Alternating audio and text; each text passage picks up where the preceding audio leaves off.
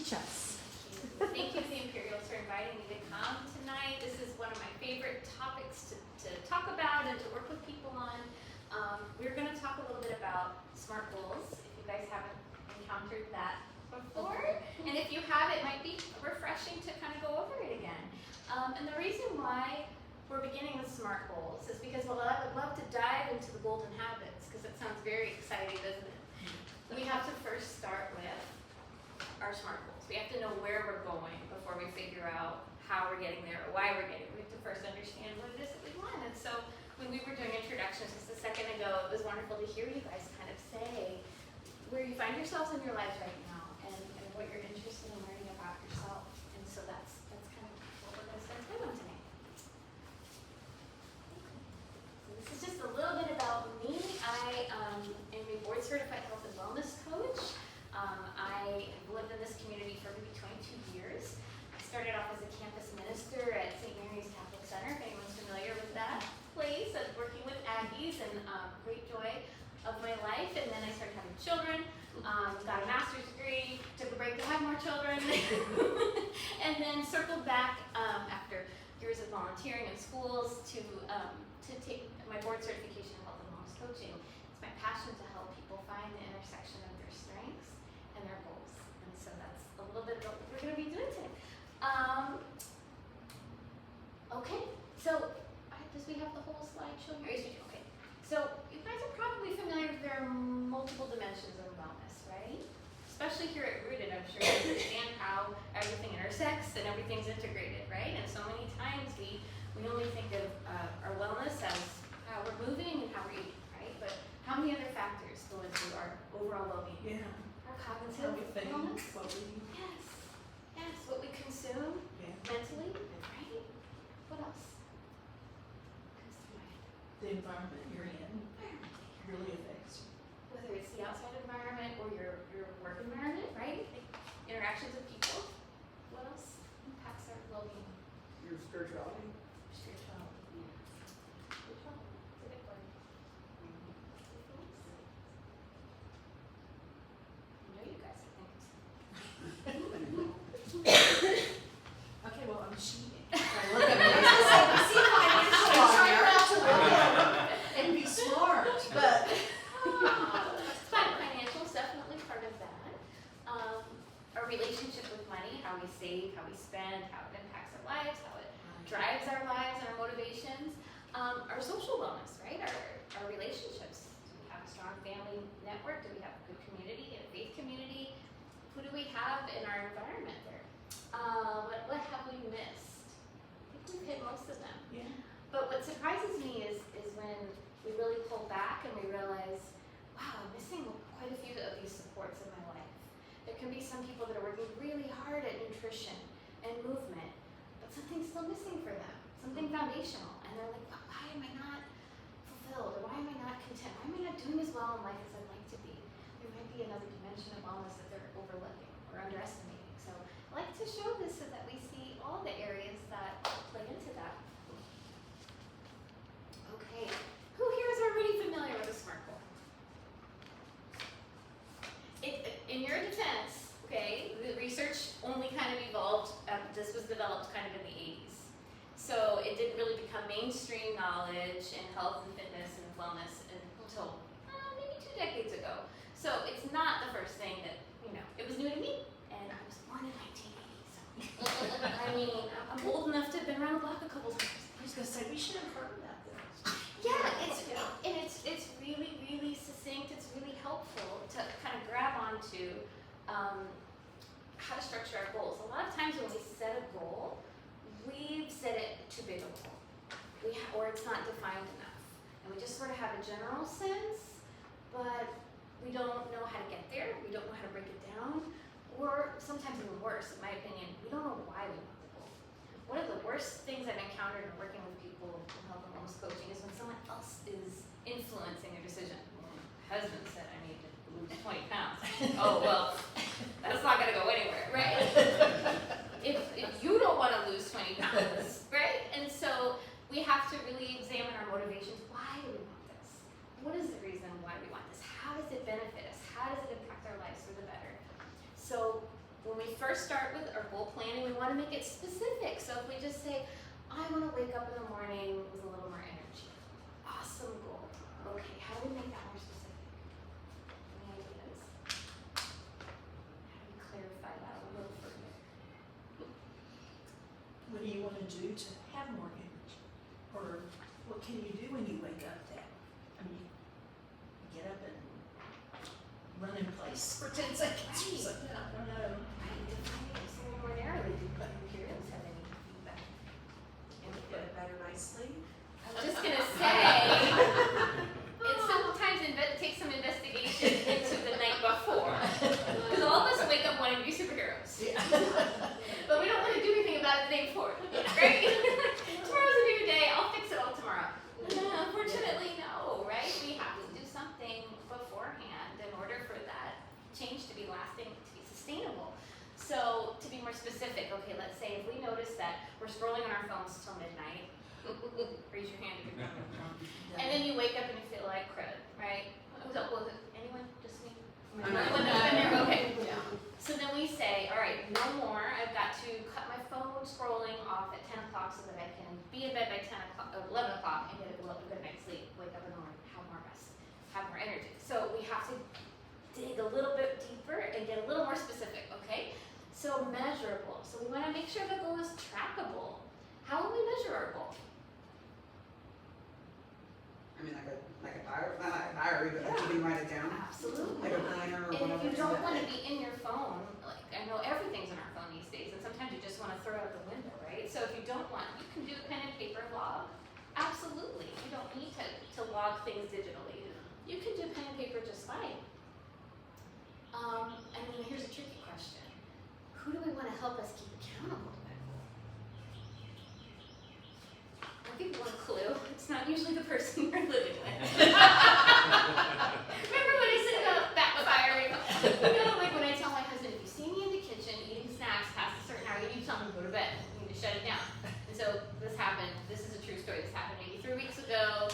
I was in the kitchen making a snack, and he was like tiptoeing. This is one of those times where you want me to stop you from eating. No, it's not. He was like, you need to find a new accountability partner. Can't be me. It's too much pressure. So my advice is finding someone who is outside of your home environment. Just because it takes away that person's pressure that it puts on that person, and they're wondering how much, how is it enough, is it too much, and then you feel watched all the time. So just finding that one person in your life that you can count on. Hey, will you check on me once a week and make sure that I'm going to bed on time? Right? So we can all be thinking, who is that person? Okay. Attainable. So I would love to be able to run a half marathon, like in theory.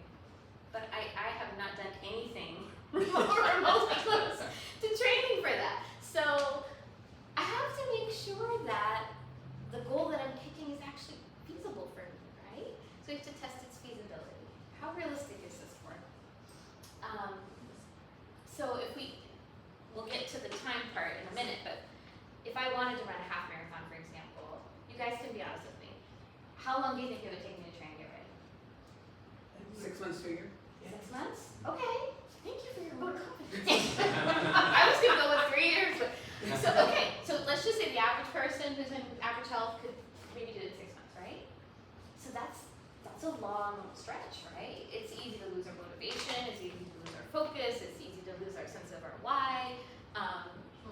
So that's a long period of time. That doesn't mean that it's impossible to maintain focus, but we're going to know that we're going to need a lot of accountability for that, right? A lot of structure and a lot of revisiting that. Why am I doing this again? Why am I waking up at 5 a.m. torturing myself? We have to know our why. Okay. Relevant. How are we doing so far? Does anybody have any questions? No? Is this okay so far? Relevant. Okay, so this kind of piggybacks to what we were saying earlier about thinking about why it's important to you. Should it be important to your next door neighbor? No. What about your mother? No.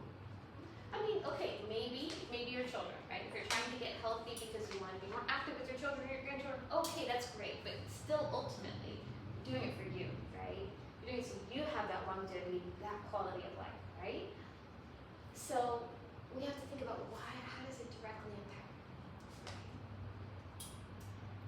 bounds, and this goes back to what we were saying. If we were to just say, I want to run a half marathon next year, right?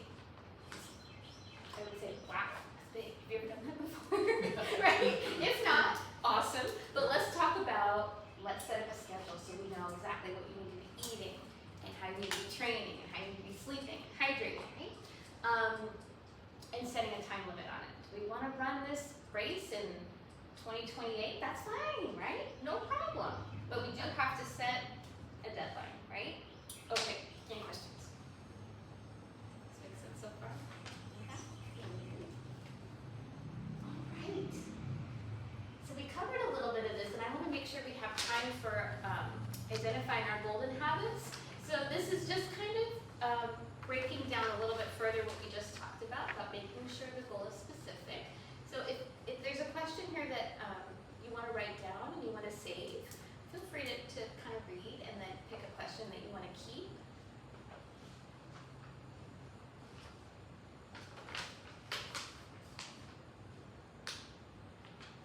And I'd be happy to make sure to send it to Becky to make sure she can access You this just send it. presentation. Yeah, I can Excellent. send it off. Awesome. If you need these questions later. So this again, we talk about setting a deadline, making sure that we have that accountability built in, and then that who checks in with you part is really important.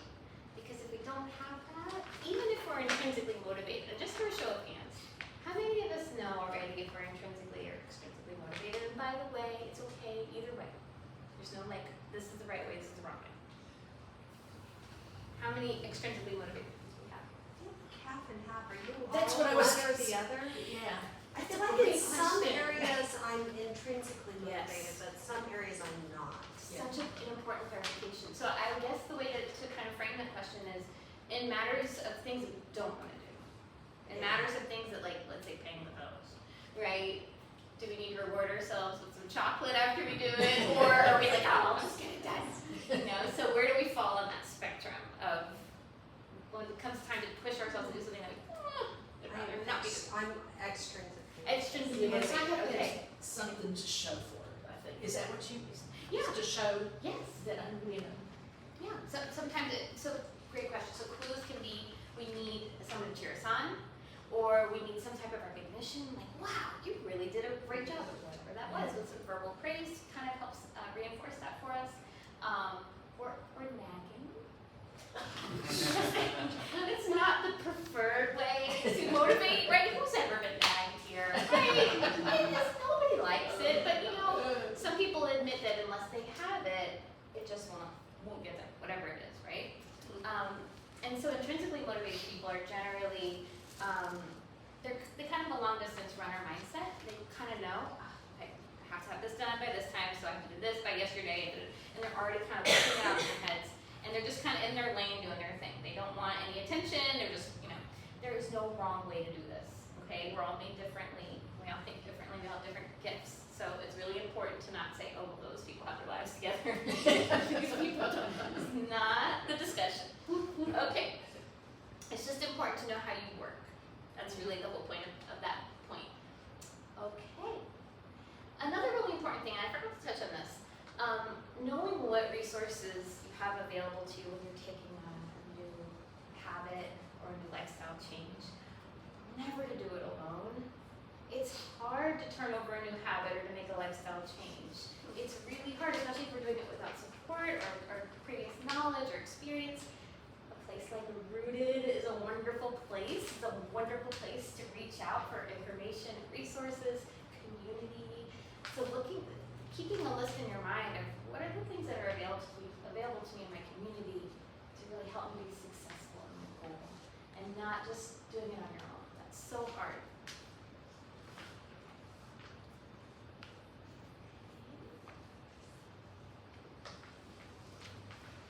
Another important clarification when we're structuring our goal is knowing what our strengths are beforehand, and this is one of the things I do with people when we work on structuring our goals, is if you don't have a specific strength, you don't need to do it the way so-and-so did it, right? And so many of us get stuck because we look at a friend that we admire, or a sibling, or somebody in our life, and we go, well, so-and-so did it, and they're that way, and so that's the only way to do it. Not true. We can do it our own way. We all have different gifts, different strengths. Just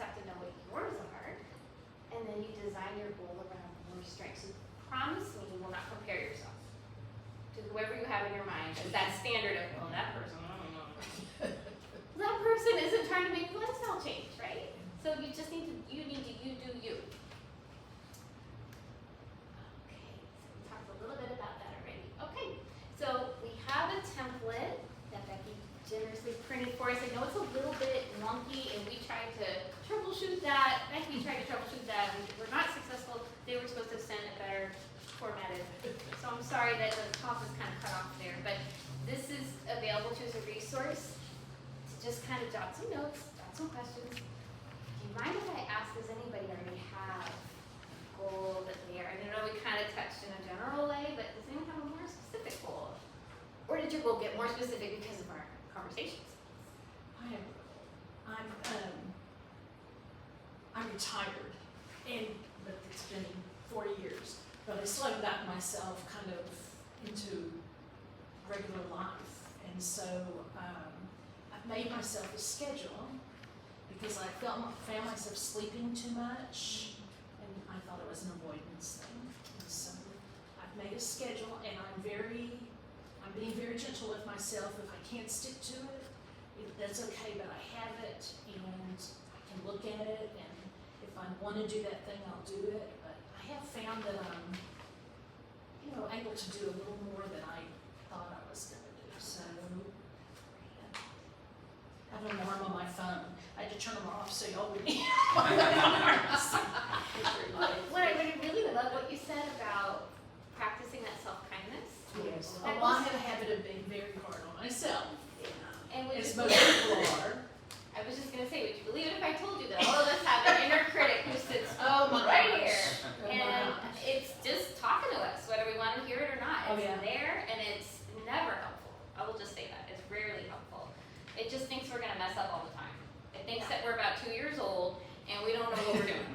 And it's okay to put that self-kindness, that If practice. I don't make some kind of effort, then I'll never do anything. If I listen to that, if I say, "Oh, well, you couldn't stay with it today," then just chuck it. Just give up altogether, yeah. Yes, it's going to have to eventually become a habit, and the only way it can be a habit is if you at least, try it. And so I'm trying to wake up a little earlier. I'm trying to be outside a little more. Just ease myself into some stuff. I really love that you're demonstrating for us that self-kindness piece, because it's so important. I always think about the garden, and for those of us that are gardeners, when you see weeds, you don't go, "Oh man, I weeded 2 days ago. I thought that was done forever." Right? I'm giving up. Yeah. I knew it should never have been a garden. Those are gonna keep coming, right? That shouldn't surprise us. So the same thing should go for our thoughts. When we have those weedy type thoughts, we should go, "Okay, I was expecting those. That's okay. I pulled those out 2 days ago. I have to pull that back." Big deal, right? We just keep going. Okay. Oh, anyone else have a goal that maybe became a little more clear, that they're brave enough to share? I think finally arriving at this location and having Dr. Imperial write me out a prescription for estradiol, because I have stumbled on to different YouTubes that indicate that might possibly help me sleep better, because I can't sleep. That's my problem. The world is always that far away, and my brain's always buzzing. So that's probably one of my weeds, is I can't turn that off. But I had psychoanalysis probably in the 90s when my son actually had the nerve to grow up and leave home. Literally killed me, y'all. It literally nearly killed me. And so at that point in time, Dr. Castiglione suggested mantras, like everything I need to know will be provided to me. Louise Hay, I think it was.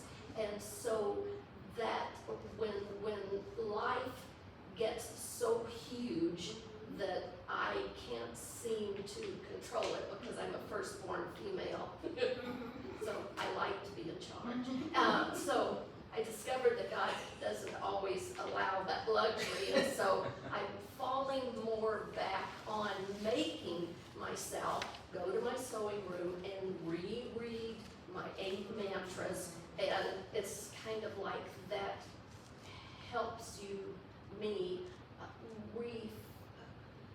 refocus or get back on the platform, a more neutral territory, so we can start again.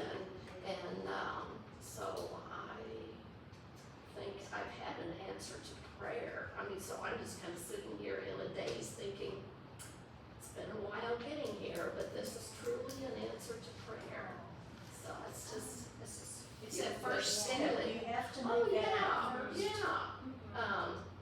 it's just, Which is so it's the pretty hardest step. phenomenal to say your prayers and ask for guidance, like, okay, is it here yet? Right. And it's like, maybe not today, but it is here, and so I'm kind of high as a kite. It's That's phenomenal how things have a tendency to work out. Oh, goodness, so. And you wonder why it took you so long. Yeah. Why did I wait so long to do this? Yeah. Why did I? Because it is good Patience for me. is not my virtue. It's just, Well, sometimes I think we have to hit a brick wall. Yeah. Unfortunately, there are some personality types that no matter how many times somebody said it, this is just not working. I was like, well, thanks for your suggestion, but I'm gonna hit my brick wall, and then when I hit my brick wall, then I'm gonna know. then I'll rebound. It's very scientific. So, Scientific yes. approach. Okay. Anybody else?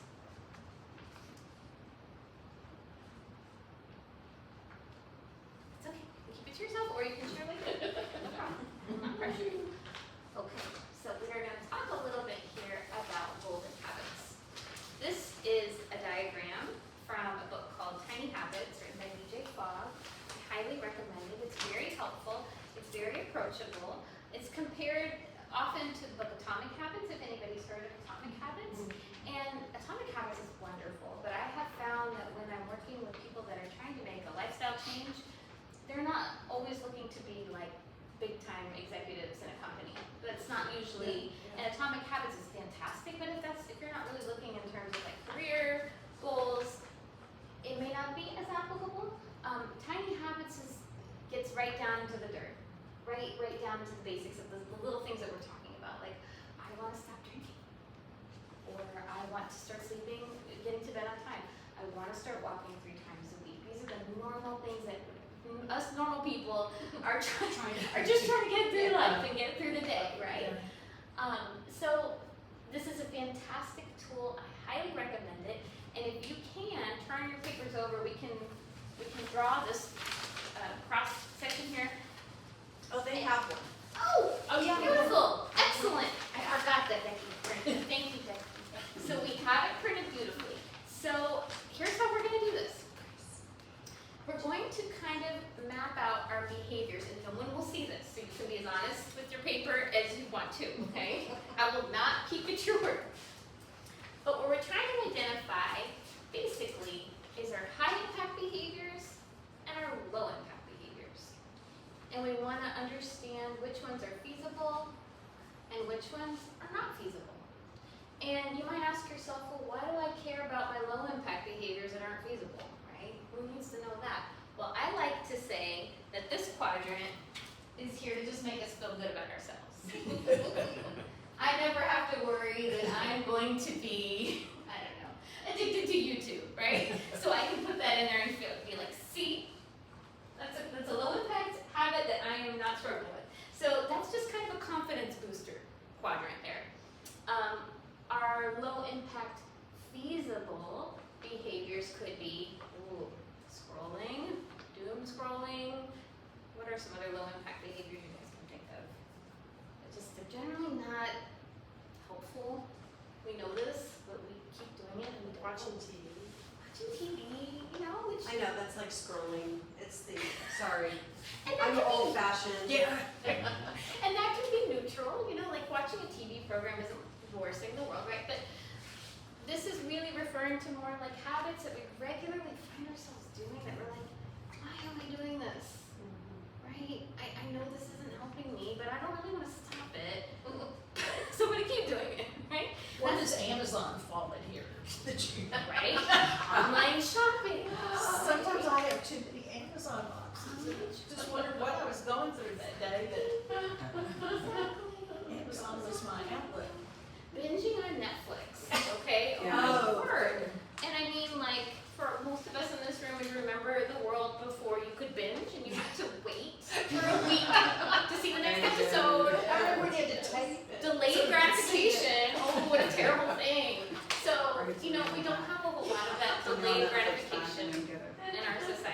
right? We don't have a whole lot of that delayed gratification. We have to work extra hard. I'm always talking to my kids about this because they struggle, and I realize, okay, if I don't really help you realize that it is possible to not have to be checking on your phone all the time, you're gonna think that it's an appendage.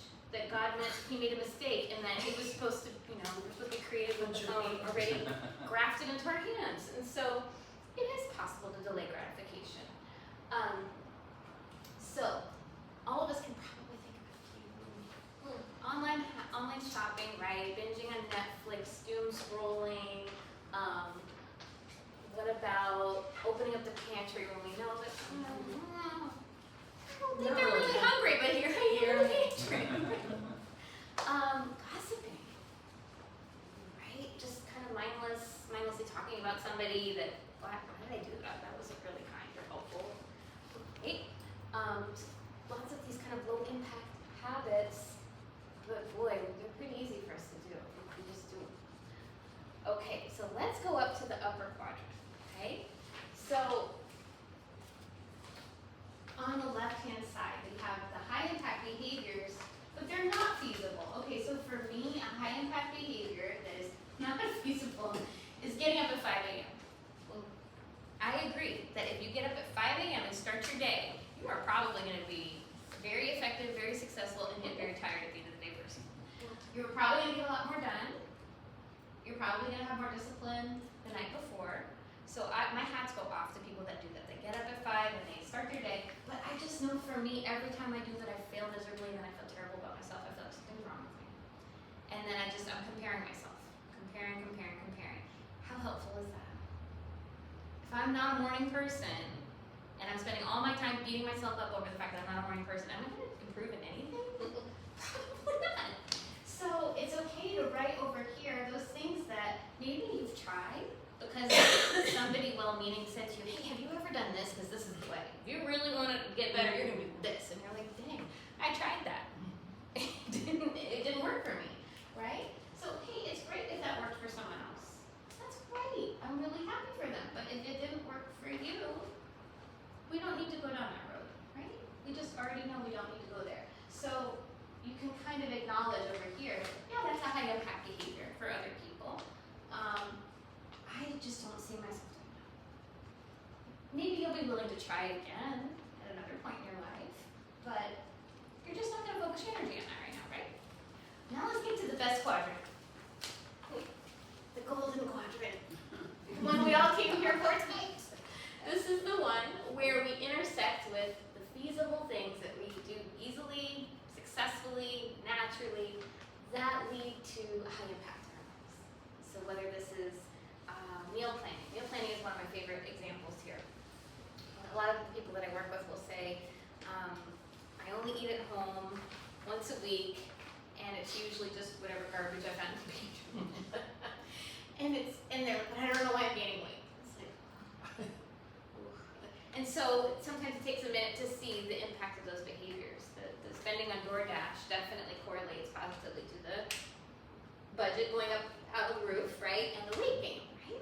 And so a high impact feasible behavior is, could you see yourself meal planning? Okay, maybe I can meal plan twice a week. Maybe I can do it twice a week. Great. That's feasible. Now if I told that person to meal plan 7 times a week, they go, bye. Right? I'm not gonna do that. So let's start with 2 times a week. That's feasible. Okay? So maybe we make that compromise. We're not gonna DoorDash twice a week. Right? We're just gonna scale that back twice a week and instead use those days to meal plan. Already, it's feasible, right? We're gonna save money. We're probably automatically gonna start seeing weight drop if we're not DoorDashing. Like, it's amazing what I've seen. And no judgment on DoorDash because I just did it 2 days ago. Okay. What are some other examples? Do you guys have anything you can think of that are high impact and feasible? So I started one like 3 years ago, and it's making the bed. I hate making my bed. I absolutely hate it. And everything else in my room is clean. I'm a very clean person. I just hate making my bed. I'm just gonna get back in it, although that's everything else too. Yeah. So I read a book or listened to something that said, if you make your bed, then your day will be more productive. And so if I don't make my bed now, I have a terrible day. And that's all I'm You thinking notice about, it. is I didn't make my bed. Oh. Yeah, and I started it 3 years ago, and it took a while. I was like, I don't want to do this. Yeah. And even now, I'm like, I really don't want to do this. But if I don't do this, I'm gonna have a bad day. And it could just be a placebo effect, but I literally didn't do it the other day, and I had a terrible day. And I was like, I just want to go make my bed. That's so Like, I just great. want to get I've home heard and make that my same bed. I was gonna say, did you run home and make that? Well, I came home at lunch and made my bed. There you go. But, Did it change today? I mean, I felt like it did. Maybe it changed your mindset. I think it maybe just changed my mindset. Yes. Yeah. Yes. But I was running late, I didn't have time to do it, and I was like, and normally I'm like, well, just do it. You're already late, like, this isn't gonna make any later. Yeah, it might, it's not hard to make. Like, I just have a comforter. Yeah. It's pretty easy, but, I've yeah. heard people say the same thing about putting on like sneakers first thing in the morning. If you put your sneakers on first thing in the morning, you're going to get more done. You're gonna wake up with more energy and more focus, more purpose. That didn't work for me when I had young kids at home. I think I was just drowning no matter what happened, no matter what kind of shoes I put. But I respect the advice, and I do think that it definitely can work. Any other examples? Feasible behaviors that have high impact. I'm trying to replace scrolling on my phone with reading on my iPad. So I'm still using something electronic, but I'm trying to Baby steps. read, yeah, and I'm trying to read classics, you know, that I might have read 30 years ago and I forgot about. So I try to replace like 30 minutes of game playing with 30 minutes of reading maybe. It doesn't always work because the games are more fun. But that's incorrect, because you've actually traded a low impact behavior that's feasible for you for a high impact behavior that's feasible for you. So that's amazing. Good. I mean, because that is an important thing that they touch on in this book is we can't just drop something without replacing it. Because what are we gonna do? I missed that thing. I want to go back to doing it, whatever it was. Right? We need to have a suitable replacement for whatever it is we're trying to leave behind. And that's exactly, Okay. you maybe didn't know that, you were I reinforcing your didn't goal know there, that, but so yeah, that's amazing. I was just trying not to be so superficial. That is great though. I mean, you set the bar really high though. The classics, I mean, Okay. I would be reading Veronica and Jughead, you know, like, maybe like a comic book or that's great. Anybody else? I think it's extremely hard, or it was for me, to switch from being a working woman with a child, then a working woman minus child, but the biggest adjustment was a non-working woman, so to speak. When I retired, trying to rediscover who I was and set new goals was probably the most difficult task I've ever done in my life, I think. Well, and I've kind of switched places with you, because I was a stay-at-home mom for And now, 30 years, and now I'm working full Yeah. time. And I don't even know how to, like, no, meal plan. I'm like, I don't even know how to do that. I'm working full time. And yeah, I was at home with my kids, and so I could do that in the midst, and now I'm away from that. So when I'm trying to imagine high impact feasible things, I can't even think of anything. I'm like, I can't think of it. Because time is the issue probably, right? Yeah. It's time.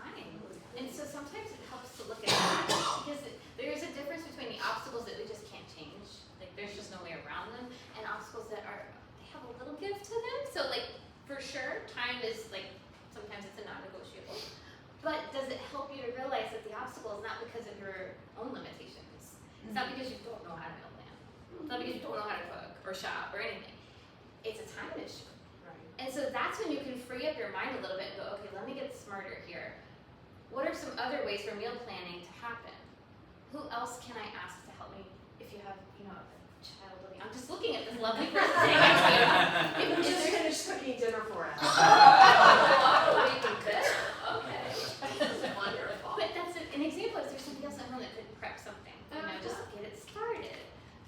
Is there a meal service even that you're like, you know what, I'm willing to spend $100 a month or whatever it might be on those pre-chopped things just to make sure that, so we can kind of time is definitely non-negotiable. I totally understand what you're saying. But then it can free us up to say, wait, it's not because I'm limited in some way, my knowledge base or my abilities. That's not the problem. The problem is the time. So it really helps identify, and I'm really glad you said that, identify your obstacle. Some of them are going to be like no-goes, like just, okay, well, that's not going to work, right? And some of them are going to be like, oh, maybe there's another way for me to achieve this that I didn't think about. Well, really good point.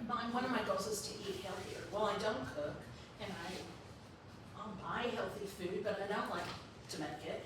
So I am trying a service, and I'm gonna try it once a day for a week.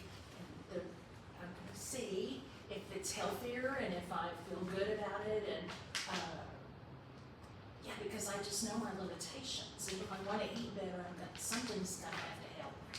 Right, we can't overnight have a cooking show coming out. I know. And I don't, you know, I bought the 4-ingredient cookbook and eat your vegetables and everything. Well, I don't like doing any of that. So somebody has to help me. So absolutely. and those people are smart that have figured out those instances where they can help people and make money at the same time. So, And this goes back to what we were saying earlier, remember about identifying your support network? If you just know you hate cooking, yeah. but you need to eat healthy and save money, Yeah. we gotta figure out a way, right? There's gotta be a way, right? Because if I help and just waste it, you know, Right, right, I'll be so gung ho in the grocery store, and then I go home and look at it. Oh, right, who's gonna chop those peppers? I know. Yeah. How many peppers I need to chop? Yeah, it's true. Yeah, and I love that because there's no shame in saying, I need a personal trainer. Because if I get up in the morning and push myself to go for a walk, it just doesn't happen. I know that I'll do better if I go to a gym and I Hold check. accountable, And so, just a little way. right, so knowing that about ourselves, like you said, knowing our limitations is great. Because then we can be more successful when we can acknowledge our limitations. Anybody else have any thoughts? I struggle with the same thing with time. Like sometimes I'm really good. And I'm like, oh, I have an hour and I can meal prep something in an hour. And other times that hour went down to 55 minutes and I'm like, oh, it's lost. And like I drop the window and I'm like, it's over, I can't do it. And then I go make the same kind of decision. Or then I try to find somewhere else to do it. So I struggle the same way. Like I don't know when it's going to fit. But I don't know how to get over it. Sometimes I'm like, there, I could be like a minute late and I'm like, oh, well, I'll fit into this minute or whatever and it's fine. But other times I'm like, oh, it's just lost. Right. All hope is gone. And- The whole thing is just, like my whole plan is ruined. I'm not going to do anything now. I'm just going to sit down. Point, and this is one of the things I do when I work with clients is, let's talk about those days where everything just goes sideways. You know, like where I remembered I forgot that I was supposed to put the chicken in the crock pot. And you know, and then I text my husband at 6, did you put the chicken in the crock pot? No, did you? Okay, pizza.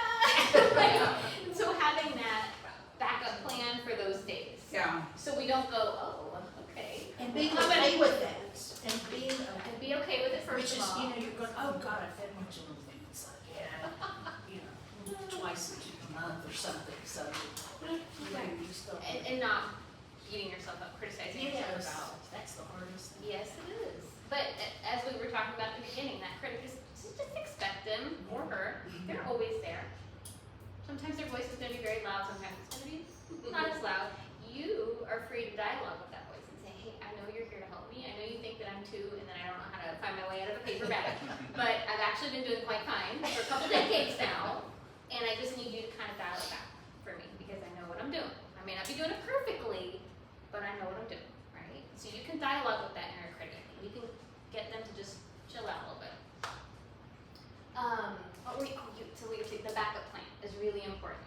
So like if you could think ahead and say, okay, let me give myself a couple of, we call cheat days, we call them, whatever you guys want to call them, oops days. What am I going to do if everything goes wrong? How do I want to behave? Do I want to just say, all right, margaritas for dinner? Totally done that. Right? You know what? No judgment. But, you know, that is certainly one option. But then we can also have that backup plan of, okay, let me think, all right. I know I've seen those salads at HEB, those pre-made salads. And they're a little expensive, but, you know, I don't have to chop vegetables. I don't have to buy a whole meal. I can just go grab one of those instead of going to the drive-thru, right? So that's a compromise, it's a backup plan that makes us, like you said, not totally abandon the plan. Yeah. Yeah. Which is Very easy. dramatic. And some days, okay, I get it. Okay, any other examples or challenges that you guys want to share about?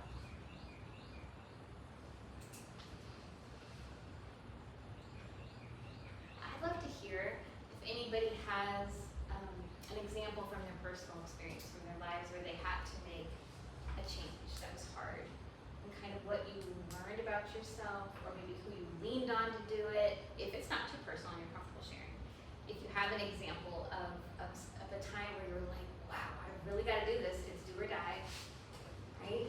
I don't know how to do it, I'm afraid to do it, but I got to do it, I got to figure it out. Did you have an experience like that in your life already? So I'll share. So I had one 3 years ago when I developed a heart condition from COVID or a viral infection, we're not sure.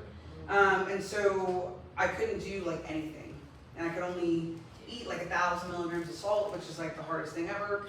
And so I don't like to cook. I'm a baker, I'm very exact. Like I sell cakes, I do all those things. But I don't like to cook at all because it's not exact. People just do whatever. I'm like, y'all are crazy. So like a teaspoon's not a teaspoon. So I didn't, it's just not. It rarely is. Yeah, so I'm just not imaginative in that way. And so there's just nothing to eat in the world that's like, doesn't have salt in general. And so I have to learn how to cook without it. Or just have to learn to cook. And then like do those kinds of things. So I do those things now, and I still eat low salt now. And it's no longer the end of the world, but it seemed at the time like, yeah, like oh my god, this is awful. So my mom was really great. My mom's a great cook. She was like, we can make some things here. I can show you how to do it. We can take these things out. We can make them from scratch. So some things take a little bit longer now that I do that, but also like, I mean, I was able to do it. Everything's fine with my heart now. But yeah, so I went through that and didn't think I could do it. And then after I started, I was like, well, I guess I can. Like, it's possible. It's So the end of the world, right? yeah, it's not totally the end of the world. Completely fair that it felt that Yeah. way. I would So- have But it felt like it when you weren't getting the salt. Well, yeah. Oh my gosh. Yeah, and I don't know that I really added salt to a lot of things in general. No, but there but was It's just- already in our food. It's already yeah, in I mean like stuff. eggs. I think like everyone adds salt to eggs. Like I just couldn't do that anymore. And now, if something is added to it, I'm like, oh my god, that tastes awful. But it's also been like almost 3 years. So we're like on 2.5. So I think making that change, but I also was somebody who was fairly active, although overweight, but still fairly active, to where I couldn't do anything. To where it's like, you can't watch a scary movie, you can't eat spicy food, you can't get your car right past this. So it was like, Boy. yeah, I was like, wow, I really can't do anything. Like you can't sweat, and it was like July, and I was like, Oh, well. like I can't go outside. That's cool. So I think all those things I thought were impossible, that then like I didn't really have a choice. It was like, well, you either do this or like, you know, you might die. And I was like, well, I don't really want to die. So And so That was your literally, when I that was, said I mean, that was the motivation. you're very powerful motivator. Yeah. Like I said, you really had a do or die moment. Yeah. Where it was, you were like, there's no option. Yeah. I have to figure it out. So, So what are you proud of yourself for doing here? well, I mean, like I said, I did it. Yeah. I just didn't remember that I can keep doing it. I think that, I mean, now that I'm fine, I'm like, well, you know, I could eat out. I could eat a saltier meal, which I do on occasion, which I probably shouldn't. But yeah, I don't even think I need to go all the way back there to like being super strict. But yeah, And you leaned on your mom, which is great. You knew Yeah. you knew who to go to for support. You knew that you had to make a really, really Yeah. hard change. And so that's it's so important, and not everybody has a wonderful mom. I wish we all. I mean, I do, but I'm just saying. yeah, A lot of times when I'm working with clients, I ask who's in your support network, and a lot of people are like, and that breaks my heart, because when you're trying to make a difficult lifestyle change, you need help, you need support. They don't always have to be the most qualified individuals. They could be encouragers, they could be reminders. You know, they don't have to be the one that does the cooking or whatever it is, the personal training. But having that one person that you can count on is so important. Thank you for sharing. yeah. Did anyone else have an example? Doesn't have to be a do or die. I know that was a It was kind of literally. dramatic, yeah. That was literally. That was, I prefer that's hard to that. follow. It is. Well, I think the Imperial's adjustment, when you were talking about, I think that was a significant obstacle to overcome. I funny, it seemed like a big obstacle to Yeah, overcome, but it then would once have we been. started the practice, we realized how beneficial it was. Yes. For the patients and for us. Oh, it's very rewarding. You guys The see- first thing I saw when I came up here through the windows was number one, that atmosphere was so soothing. But also I saw you sitting at the window and you just waved and I thought, okay, God, this is where I'm Well, supposed to and be. you'll hear Noah though, periodically. And I would say that's probably the life change that we made that was the most difficult Is he here was, now? he's not here. Oh, Rachel just had to go pick him up. Oh, okay. Was adopting him and then, and it changed our whole family. It changed our whole life. And the habit I had to change, or the habit I had to start to incorporate in my life was spending time with God. Because I couldn't do it without. I would have killed Noah many years ago, and I'm totally serious about that. If it hadn't been for the Lord. In fact, it wasn't, 3 weeks ago that I walked out of the house and said, I don't want to be your mom. So, It happens. We so all it's have tough, this. but I need that. And so then I was able to go to a friend's house and just cry and talk and, Have your safe place. yeah. Because just because something's difficult doesn't mean it's not worth doing, right? And I Right, think yeah, that's exactly. what we run into. We're human. We want the path of least resistance. We're always trying to find the quick shortcut, the quick fix. We want the path of least resistance. We don't want the pain. We don't want the sacrifice. We don't want that. But we also know that that's where the change occurs. That's where the big changes occur, is in that sacrifice and in that sometimes temporarily painful. Since you mentioned that, just as all his patients making this change, we were, oh my God, we don't, Yeah, where's we're our paying doctor? monthly. Our doctor, and monthly, and it's not the same, we don't have, insurance, and what's gonna be going on, but he was always the constant, his sensibility towards everyone, and, it wasn't a big change for you to start this, because you've always talked, and always listened, and always, but it was a big change for us to go, oh my gosh, so no more St. Joe. So no more hustle and bustle, which is wonderful. Yes. To be able to say, I need help today, and come on, we'll give it to you, so, yeah. And it's so universal, this lesson, because it's just like, it applies to everything. It applies to different stages of life. Career changes, health changes, physical changes. Just for anyone out there that might be going through that or have gone through it. So having that flexible mindset really helps us, right? Helps us. Anytime we're rigid in our thinking, oh boy, right? Finding that rigidity and saying, oh, it sounds like some rigid thinking, right? That's a cognitive distortion. That is not going to open up a door for me. And like we were saying, sometimes we have to hit that brick wall. And then after 10 times of hitting that brick wall, we're like, okay, that's a brick wall. I get it, I won't hit it anymore. Okay, so does anyone have any questions or any other things? So that are we the should- golden habits in the high impact? Yes. Okay. It's going to be in this upper right quadrant. All right. So these are the ones that you want to focus on. So you don't want to beat yourself up over the things that neighbor Sally did to lose 100,000 pounds. You don't want to beat yourself up over so-and-so who has the time to cook beautiful meals in her kitchen. It's her. I'm sorry, that's great. But if that's not where you are, then that's just not where you are. So let's not waste any time over there. We want to focus on what you can do, what you do, where are your strengths, where are your gifts, and then identifying those obstacles and trying to really objectively weigh them and say, is this a real deal breaker obstacle, or is there some give to this? Like we were talking about the time thing. Sometimes there's a little bit of give when we say, I don't have time for that, and then we're scrolling for 45 minutes at the end of every day. I'm like, what if we swapped that for something else, like going for a walk around the block, And so sometimes we're not being honest with ourselves. I've caught myself saying that. I don't have time for that.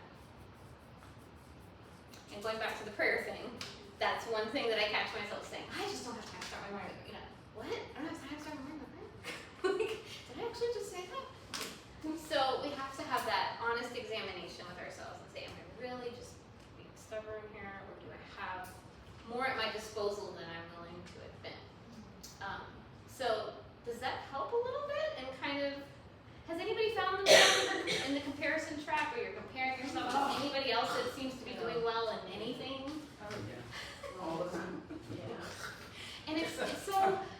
love that expression. It's like worrying and stressing is a waste of creative energy.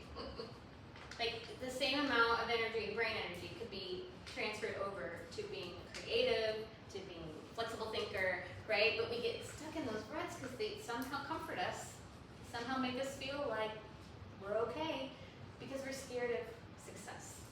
It's a habit. So strange. Yeah. Like Like we it's think there's a every fear of lesson. failure, but there's actually a fear of success too. And so sometimes we're like, I'll just cut that off, or cut that person off, or that idea off, because I don't want to actually be successful. Because if I'm successful, then what? Then there's pressure to maintain that. Yes. And what if I fail? I'm going to disappoint everyone. No, you're not. You're literally not, right? And that goes back to what we were saying about weeding the thoughts out. If you have a bad day, if you have to throw the plan to the side, it's okay. Nobody's watching. Nobody's filming you. Well, nobody's. I mean, maybe you just feel like there's this group of people watching our every move, and they're gonna say, oh, well, they said they were gonna go walk in 3 times so they can look. They only went once. Nobody's watching. So if you don't follow your plan perfectly every week, please don't let that discourage you. Just weed those thoughts out. Come back to your golden habits. Remember not to compare yourself to the things that are just not feasible for you in this phase of life for whatever reason. And go back to what is feasible. So I'd like to end by asking you guys, if in fact I don't want to run over time. Are we okay on time? No, you're fine. Okay. Strengths. Has anybody told you what your strengths are before? Or have you ever done a strengths finder? All those different kinds of tests that they, and jobs that they were running through. Okay, so you've done those before. Oh. But not necessarily because you wanted to. No, but it just reinforced, usually, what I know about myself. Okay. I'm not gonna cook, but I'm organized in other areas, Ah. you know, so, yeah. Excellent. So knowing what you know about yourself about being an organizer, how can you apply that to the habits you're trying to change right now? You already talked about creating your own schedule, Yeah. which is a feat, right? When you're used to going to work and somebody's setting the agenda for you, setting your own agenda is really hard. And then practicing that self-kindness that we talked about where, okay, I didn't follow the plan today. But that doesn't mean I'm going to throw it out the I window. turn those things off, I turn them off. Next tomorrow. What about anybody else's strengths? Has anybody been told this repeatedly? Everybody's heard something, I know, about themselves.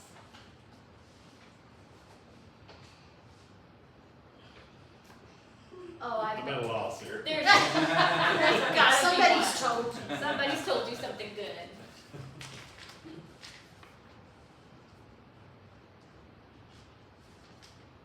I'm not a people person. I'm mechanically minded. If it's broke, I can usually fix it. Oh, there it is. There we go. Okay. I am writing your name down. So you're probably That's why he wasn't Or telling. tell you, it's beyond fixing. One or the other. So are you typically the person that people come to think of a problem and they need someone to look at it from a different angle? Okay. Okay, so you have this ability maybe to break down a problem and look at it in different ways. So if you hear somebody say, I can't do this, are you able to kind of stretch it and say, well, what if we change this? Attack this from a different direction. Right, what if we change this? That's a strength. Big time. Anyone? Well, I was a teacher for 30 years, and you give me something and I can make something out of it.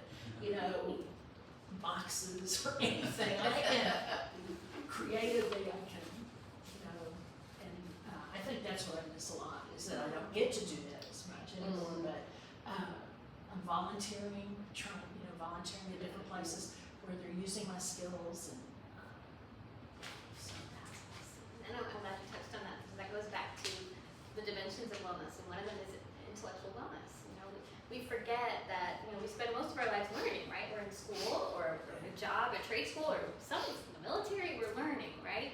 And then we enter a season of life where it's like a dead zone. Nobody's telling us what to do or where to go or what we're supposed to be doing, and And so when you said you decided you're going to start reading the classics again, I thought that was really great because you're saying you recognize that you have that need to continue your cognitive health always will learn, that's, I think it's a good Lifelong learner. That I do, keeps your mind I have an going. opportunity that you might be Oh. interested Is it a volunteer? in. It is. Very good at I think they give some money, but it's not very much. Okay, still. Sometimes they feed you lunch. It's not very healthy. Well, that's all right. I'll say Well, that. that'll be the day I It's very say, salty. at least I volunteered. I can have some chips, I Yeah. volunteered. Volunteers. Will volunteer for chips and Yeah. bubbles? Yeah, no money required. Do you have any strengths? I'm at a point where I have a 16-year-old granddaughter. And so come prom, because I've sewn for people all of my life, and I have been, I think I'm quite the organizer. I'm very good at telling people what they need to do. So I can give directions. That's my specialty, says my brother. But anyway, so I have to watch that because people don't like to be told what to do, myself included. So Gabby, as I'm going completely around the bush to get there, Gabby said, Granny, you're a good seamstress, and my little friend is needing help. So I'm finding that I'm very useful now to a 16-year-old granddaughter who is bringing. Really sweet though. It is. Yes. And I I don't don't expect that from a 16-year-old. Yeah, That's it's sweet. just absolutely adorable. So she found, and she's such a frugal little thing. It makes me so proud. It's like, hallelujah. Instead of spending thousands of dollars on these skimpy little dresses with cleavage down to nowhere, she's buying these pricey dresses for $20 at a second, whatever you call it, secondhand stores, what we used to Resale call shop. it back when I was a kid.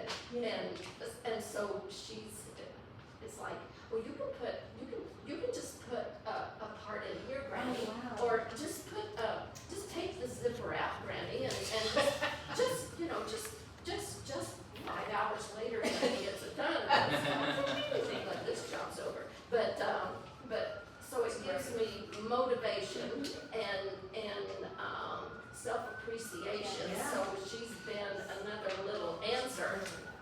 Her daddy had the nerve to grow up, but he brought me home a baby, so we did get back in my element. So, I'm glad what you said about feeling good, having that affirmation in your gifts. Anytime we can experience the benefit of our strengths and our gifts, it motivates us to move forward. And so many of us don't realize what our potential is or our strengths are, and so we get stuck in a rut of, well, I can't do that because I've never done that. Or I don't think I will be able to do that because I've never seen anyone do it. But if we don't do something, right? Even if we fail at first, we're not gonna know what we're capable of. So staying active, staying open-minded, staying engaged will help us build our strengths. So I love that you shared that. it's difficult to say, oh, I'm good at doing something like this. I mean, it's like, oh, yikes, don't brag. I know, Especially. Southern women, we're Oh, not taught, we're we're taught not to. Oh, yeah, that is how. Oh, yeah. You just didn't ever You brag bragged about about yourself, I ever, know. without, you get criticized pretty Yeah. good for being. Right. And, so this has been a different therapy session. It's like, oh, to specifically point out that I'm good at something, it's like, ooh, this It is gives me important. chills. And there's actually, it goes into neuroscience actually, like in the book it goes into more detail about how we have to experience a sense of reward, the brain has to experience a sense of reward to keep going. And so just think about it, the reason why we do things and keep doing them is, you know, if we walked across the street and we got hit by a car every time we walk, we'd probably go, well, I'm not gonna try that again. That's the more streets. Right? Yeah. But, you know, if we go to HEB and we see that end cap that has the sales stuff, and we get, you know, we save $10, like, I'm gonna do that tomorrow, right? So the brain needs the reward center. We need the dopamine hit to move forward and continue a behavior. So it's okay to reward yourself. It's okay to give yourself a high five or to ask someone, hey, you know what, nobody said anything nice about me in about 25 years. Would you mind giving me, tell me something that I'm good at so that I know, right? It's not bragging. It's not shameful to ask for someone to affirm your gifts. Those are your God-given gifts, right? You deserve to be seen. You deserve to be Fill out an recognized. application for my volunteer venture that I was doing, and they said, describe yourself in 3 words. Oh, good. So I sat there for about a half hour trying to think of 3 words, and I told my best friend one, and she went off like 12 different words, and I was going, boy, I should have called you, because I had a really hard time coming up with And other people sometimes see things so much Oh, yeah. differently about us, right? We Yeah. don't, we see sort of distortedly about ours, so it helps to go, someone you trust. So don't go to your critical sister or brother, or your therapist sister in my case, who says to me, you know, I became a therapist because of you. And I'm like, oh. She goes, no. It's not a compliment. Look, I know I went through a meme stage, but come on. So, you know, you have to pick your person, you know, that you trust is going to say something that you can trust about yourself. Does anybody have any questions? Then we'll respect their time, and we're probably at the top. Does anyone feel like a nuisance, like a takeaway of how they're going to kind of attack their next goal? Something they're going to try differently, maybe? The You just backup. reinforce the backup. The backup. See? Backup That's plan. a good one. Yeah. That's a good one. And just reinforce One more there. listen to them. That The critic. like meal planning 2 times a week, I'm like, okay, maybe I could do that. Yeah. I hate doing it on Sunday. I will do anything to not meal prep on Sunday. Okay. And I don't know why. Because I don't know any other day. What about Saturday? I could do it on, I don't typically I'm do it like, on Sunday. maybe I Yeah. should. So I try to plan it all around not doing it on Sunday. Good. Well, that's Well, good. it's at least a day of rest Yeah. in my childhood. Yeah, but it's just, it's a mind block Yeah. there, so just Yeah. avoid Sunday. So I just avoid Sunday. And why don't you prep more? Like if you're gonna make chicken breasts or something, make 8 chicken breasts and one. Because it might become overwhelming. Oh, Yeah. Oh. The more That you can add, happen yeah. too. Especially when you're feeling like See, I would be thinking, oh, I've got that done, and I can I know, use that's those my later. mom, that's my mom, she's like, I'm gonna meal prep for 25 meals. It's all gonna be the That's same really 25 meals. Yeah. Oh, God. And I have this in the freezer, we're gonna eat it 25 times. I don't know that I would do it with them. I think if someone did it for me, I might be like, okay, well, I'll try this 25 times. And then after I feel like, I'm never gonna make this meal again. I know. You know what can help is like a theme. So Yeah. if you do like Monday nights, or so in our home Monday's always salmon night. So we do a teriyaki salmon or an Indian flavored salmon or like an Alfredo salmon. So we just pick one thing and then just rotate the flavor profile around it, you know. And then Tuesdays, always Taco Tuesday. Hello, duh, right? So and Different kinds of taco. some variation of taco. Like Wednesday, we try to do like a meatless meal. So we've got really into those portobello mushroom burgers. You guys ever tried those? I'm not a mushroom person, but I've come around. They're really good. And so, you know, just finding a theme that you can kind of work on. And for me, I'm the chef at home. I'm the meal planner. So Friday is always my night off. And so my husband comes home and he knows not to even ask what's dinner. I'm like, I don't know what for dinner. I cook 4 nights. So, you know, allowing yourself that break, right? Yeah. Allowing yourself that Sunday, whatever, that's a day of rest. I feel like I should do it on Sunday. It's like the best day to do it, but I just don't want But there's to. some resistance in the Yeah. way there. You have to respect that. And you know, you Yeah. You have to respect that. And kind of like what Mary or Dina was saying, your limitations, right? We can't beat ourselves up our limitations. Has anyone ever tried that, by the way?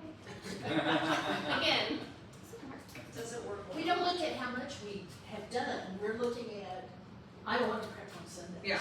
But I've already done 3 days, why do I have to do another day? So it's just, and I had a client who told me that she would never touch a piece of lettuce in her life, but that her doctor had told her she needs to eat more vegetables. And I was like, oh, Lord. I was on my knees praying. I was like, Lord, I need your help with this one. She doesn't want to touch any vegetables. And I had her saying that she was gagging on the lettuce in her Chick-fil-A sandwich. She said, I will eat that Chick-fil-A sandwich with the lettuce, but I'm going to gag all the way through. And I was like, you know what? That's okay. Like, if that's where we are, that's fine. Now she's in a place where she's roasting Brussels sprouts with her pork chops. And I'm like, I can't believe this is the same person. But we started off with her just saying, look, all I'm going to do for you, lady, is put lettuce on my Chick-fil-A sandwich. And I was like, we can start there. Let's start right there. Because she was like completely averse to anything green. wow. You know, so make that negotiation with yourself. Be comfortable with if you think it's a silly small thing, it's not.